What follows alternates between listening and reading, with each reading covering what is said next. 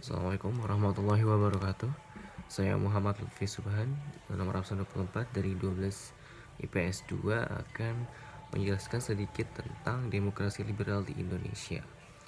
Langsung saja, demokrasi liberal di Indonesia itu diterapkan pada awal kemerdekaan Indonesia, yaitu pada tahun 1950 sampai sekitar tahun 1959. Sistem ini menggunakan konsep kekuasaan pemerintah dijalankan sepenuhnya oleh parlemen yang dipilih melalui pemilu dari partai-partai politik yang memenangkan pemilu tersebut. Partai-partai yang memenangkan pemilu ini berhak menentukan perdana menteri dan juga menteri-menteri yang ada dalam kabinet untuk menjalankan pemerintahan di suatu negara. Namun, pada prakteknya di Indonesia, demokrasi liberal ini menemui berbagai masalah karena banyaknya partai politik yang ingin berkuasa dan juga program pemerintah yang begitu banyak dikritik oleh partai lain yang ingin berkuasa, sehingga menimbulkan riuh politik yang akhirnya berdampak pada kekuasaan yang bergonta-ganti.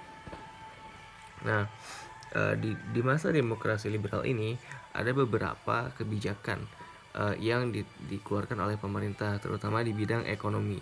Kebijakan-kebijakan ekonomi ini berorientasi pada pemerataan pembangunan dan juga berfokus pada pemulihan ataupun peningkatan ekonomi pasca kemerdekaan.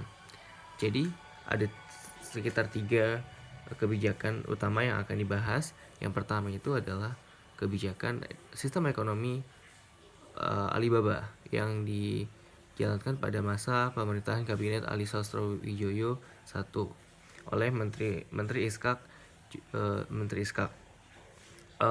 Inti dari kebijakan ini adalah untuk memberikan pengusaha pribumi derajat yang setara dengan pengusaha yang lain agar bisa bersaing.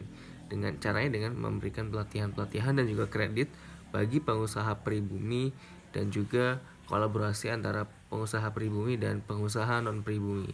Kebijakan ini memang berfokus pada pengusaha pribumi karena pemerintah ingin menunjukkan dan juga mengangkat potensi pengusaha pribumi pada saat itu agar bisa bersaing dengan pengusaha lain seperti pengusaha Cina dan juga pengusaha Arab atau Timur Tengah yang ada di Indonesia.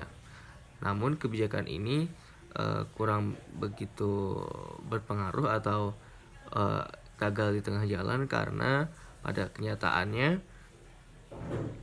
pengusaha pribumi tetap masih kalah bersaing dengan pengusaha non pribumi. Yang kedua adalah kebijakan gerakan benteng yang diinisiasi oleh Menteri Sumitro Djohedikusumo pada kabinet Natsir. Kebijakan ini bertujuan untuk mengubah pola ekonomi atau mengubah sistem ekonomi kolonial menjadi sistem ekonomi nasional. Seperti yang kita tahu bahwa demokrasi liberal ini terjadi pasca gerakan atau pasca kemerdekaan Republik Indonesia, tidak jauh dari tahun 1945 yang dimana Indonesia masih tertatih dalam membangun ekonomi dan pemerintahannya. Maka dari itu Menteri Sumitro Djohedikusumo meluncurkan gerakan benteng ini untuk mengubah sistem ekonomi kolonial menjadi sistem ekonomi nasional.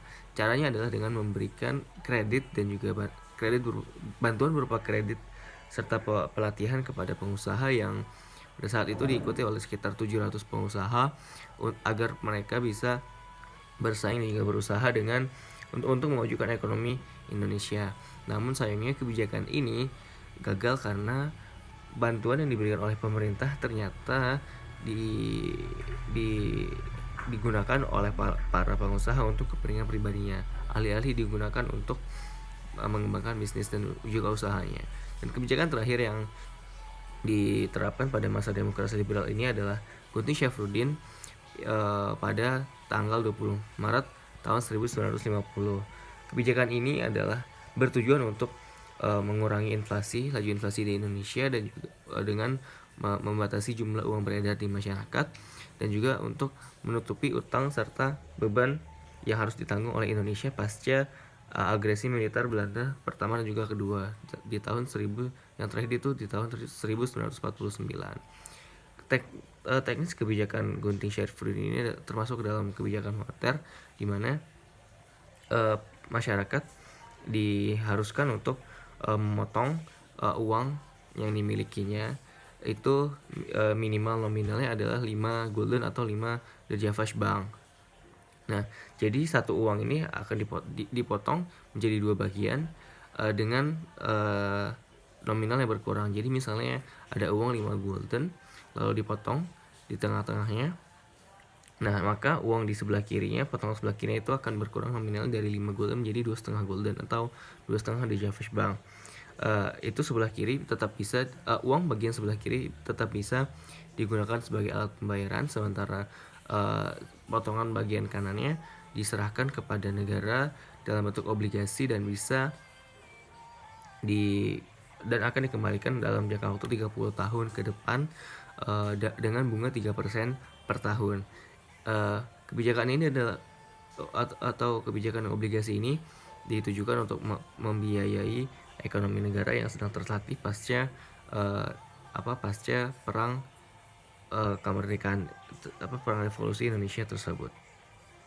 Nah, kebijakannya tidak bertahan lama atau tidak berlangsung lama karena pada 22 Maret tahun 1950 pemerintah segera mengeluarkan aturan untuk mengganti uang yang sudah dipotong tadi dengan mata uang baru, dan juga kebijakannya tidak menyasar masyarakat kelas bawah karena rata-rata masyarakat kelas bawah tidak memiliki uang sebesar sampai nominal 5 gulden tersebut.